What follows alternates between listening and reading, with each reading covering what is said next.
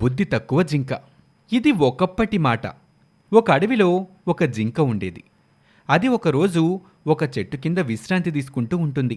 తనకి చెడు ఆలోచనలు రావటం మొదలవుతాయి. ఒకవేళ భూమి బద్దలైపోతే నా సంగతి ఏంటి? జింక ఇలా ఆలోచిస్తూ ఉండగా తనకప్పుడే ఒక పెద్ద శబ్దం వినిపిస్తుంది. జింక భయపడిపోయి ఒక్కసారిగా అరవటం మొదలుపెడుతుంది. తను భయంతో అటూ ఇటూ పరిగెడుతూ ఉంటుంది. అరే, భూకంపం వచ్చేస్తుంది, భూమి బద్దలైపోతుంది, అయ్యో అయ్యో, నేను చావబోతున్నాను, మీరు మీ ప్రాణాలు కాపాడుకోండి, భూమి బద్దలైపోతుంది. ఇలా అరుస్తూ అది పిచ్చిదానిలాగా అటూ ఇటూ తిరుగుతూ ఉంటుంది. అరే చెల్లాయ్, ఏమైంది? ఎందుకలా పిచ్చిదానిలా పరిగెడుతున్నావు? అరే, నువ్వు కూడా పరిగెత్తు, నీ ప్రాణాలు కాపాడుకో, భూమి బద్దలైపోతుంది, పరిగెత్తు పరిగెత్తు. ఇలా తను అరుస్తూ పరిగెడుతూనే ఉంటుంది. తనని చూసిన రెండో జింక కూడా భయపడుతుంది. తనతో పాటు పరిగెడుతూ ఉంటుంది. ఇప్పుడు ఆ రెండూ కలిసి అరుస్తూ ఉంటాయి. పరిగెత్తండి పరిగెత్తండి, భూమి బద్దలవుతుంది. ఇలా చూస్తూ ఉండగానే బోలెడన్ని జింకలు వాటికి తోడవుతాయి. ఇప్పుడు అన్ని జింకలు కలిసి అరుస్తూనే ఉంటాయి. ఇలా పరిగెత్తడం చూసి వేరే జంతువులు కూడా భయపడిపోతాయి. భూమి బద్దలవుతుంది, అడవిలో మంటలు రేగుతాయేమో అని అరుస్తూ పరిగెడుతూ ఉంటాయి. ఇలా అందరూ అరుస్తూ ఉంటే అడవిలో ఉన్న వారందరికీ తెలిసిపోతుంది. పిచ్చేమైనా పట్టిందా మీకు? ఏంటి గోలా? ఏంటి ఇక్కడ ఏం జరుగుతుంది? మహారాజా, భూమి బద్దలైపోతుంది, మీరు కూడా మీ ప్రాణాలు కాపాడుకోండి. ఎవరు చూశారు భూమి బద్దలవ్వటం? అందరూ ఒకరి ముఖాలు ఒకరు చూసుకుంటారు. మళ్ళీ కోతి ఇలా సమాధానం చెప్తుంది. నాకు ఈ విషయం చీత ద్వారా తెలిసింది. ఇలా ఒకరి మీద ఒకరు చెప్పుకుంటూ జింక దాకా వెళ్తారు. కోపంతో జింకని ఇలా అడుగుతుంది. నీకెలా తెలుసు భూమి బద్దలవుతుందని? జింక భయపడిపోతూ సమాధానం చెప్తుంది. అది అది నేను నా చెవులారా భూమి బద్దలవడం విన్నాను. సరే, నన్నక్కడికి తీసుకెళ్ళు, నేను చూస్తాను భూమి ఎలా బద్దలవుతుందో. మిగతా జంతువులన్నీ కూడా వాటిని అనుసరిస్తూ వెళ్తాయి. అందరూ చాలా భయపడుతూ ఉంటారు. జింక తను అంతకు ముందు విశ్రాంతి తీసుకున్న చెట్టు దగ్గరికి జంతువులన్నిటినీ తీసుకెళ్తుంది. అక్కడికి వెళ్ళి ఇలా అంటుంది.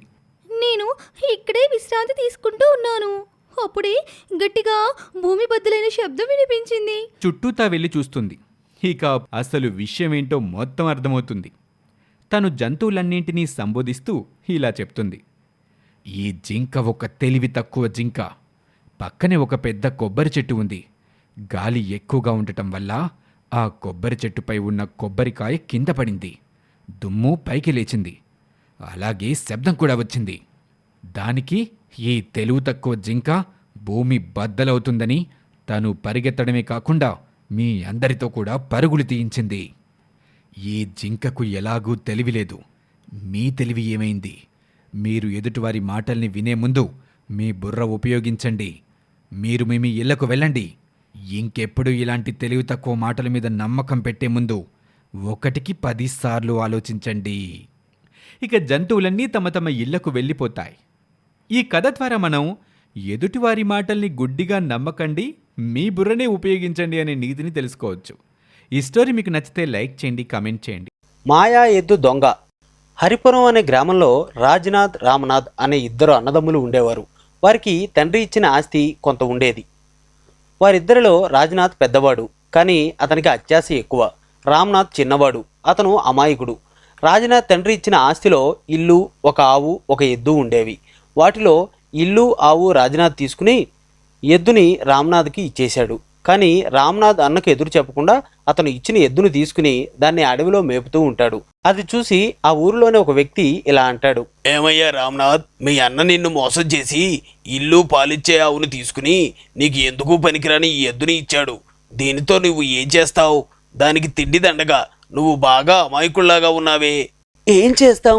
పెద్దవాడిని ఏమీ అనలేను, అతనితో గొడవ పెట్టుకోలేను. ఇక ఆ భగవంతుడే నన్ను కాపాడాలి అని ఆ ఎద్దుని అడవిలోని మునీశ్వరుడి ఆశ్రమం సమీపంలో మేపుతూ ఉంటే అది చూసి ఆ మునీశ్వరుడు దానికి గడ్డి వేసి దాన్ని తిన్న తర్వాత దానికి నీళ్లు తాగించడంతో అది ఒక మాయా ఎద్దులాగా మారిపోతుంది.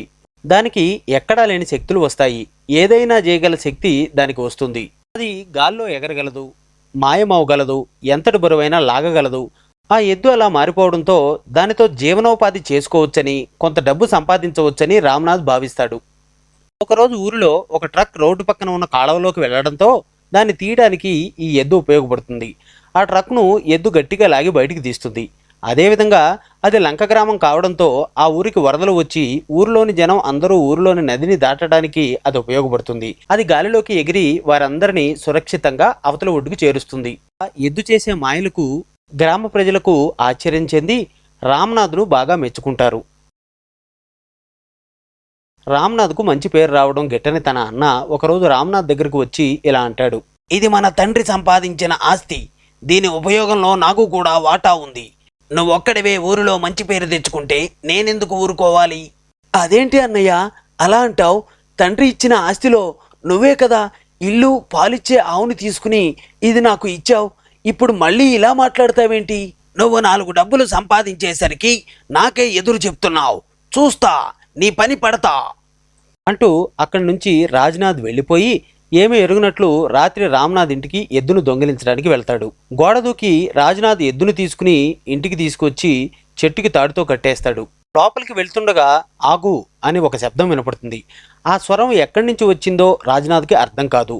తేరిపారా చూడగా అది ఎద్దు నుంచి వచ్చిందని అర్థమవుతుంది. రాజ్నాథ్ ఆశ్చర్యపోతాడు.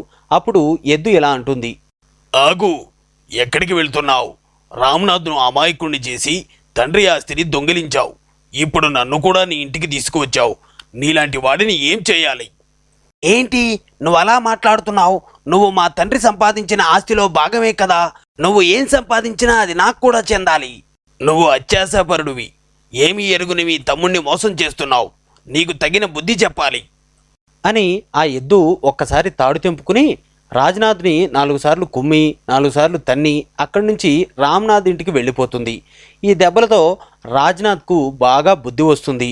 తన అత్యాశకు పశువులకు కూడా కోపం వస్తుందని గ్రహించి తన తమ్ముడితో సఖ్యతతో ఉంటూ మంచివాడిగా మారిపోతాడు. నీతి: అత్యాశ దుఃఖమునకు